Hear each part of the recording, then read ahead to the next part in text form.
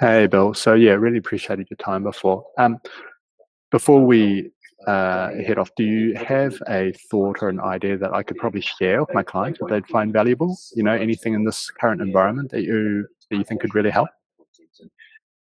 Look, there's a few, but what I'm hearing a lot from people is how do I get momentum? Like I need to uncover their buying motivations. I need them to get interested. And remember, there's two sorts of conversations. You can have a technical conversation, which is how many do you want, what color do you want, when do you want them, what can you pay for them, and then you've got a business conversation, which is so what are your challenges, what's going wrong, what's going right, that sort of thing.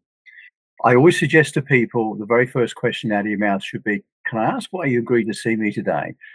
Because that brings straight away the first buying motivation. But beyond that, when people sort of, let's say, for example, someone says to you, "So, what do you do?" You say, "Well, look, I work in marketing, but I bring my clients eight, nines, and tens." And they go, "Sorry, what's an eight, nine, and 10?" Well, let me do a little experiment with you, and I'll show you. Picture a one being not good and a 10 being good. Can I ask you just close your eyes or not? But I'm going to give you a word and I want you to give me a number. So I'm doing this for you because you're a marketing organization. So say, think about your marketing. Now give it the number that comes to your head. Now, if people go, oh, eight, you know you've potentially not got much to work with a client. Like they're really pretty happy with what they are. And you've got to be brave enough to ask questions like, so if we came up with a different idea for you, would you be brave enough to change? Because it would mean perhaps risk not getting what you're getting now for the chance to get something better. As Jim Collins says, are you so good at being good, you can't be great? But a lot of people will come back and they'll go, oh, probably a five or a six. And those are the answers you kind of want. And even though you want to jump in and say, oh, why so low? Turn it the other way around and start by going, okay, that's interesting. So can I ask why you gave it a six? What's working? And people don't normally do that. But remember what you're doing here is you're actually creating an agenda, like you're creating an index. So learning about all the things that they like. So they might turn around and go, oh, look, we love LinkedIn. LinkedIn's really good for us. You need to talk about that as well, because that gives you good clues as to what they want. So you don't ignore that. Think, okay, LinkedIn, interesting. So why do you think it's good? Well, we get about 800 or 900 hits every time we put up a post. Fantastic. And what do you do to convert those hits into business? Sorry? Well, hits are good, but how do you convert them into business? So you still have a conversation piece around that that is at that business level, and it positions you as an expert. But just hold off on that. Just get, why is that a six? Well, because we have LinkedIn, because we do it. Interesting. Noted.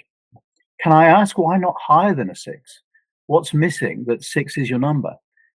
And then let them say to you, well, we're not happy with this. We're not getting traction with that. We're just not getting the numbers we want. We spend a fortune on Google AdWords and we just don't seem to get anywhere with them, or whatever it might be. And you go, that's kind of interesting. Okay, so there's a bit about your marketing there. How much do you want to fix that? I mean, how much is that damaging your business? How much is that hurting? Now, once you've got through this little process, you've basically got a lot of information that you can now work with that client. And that is a big agenda. Let's say they've mentioned six things and then they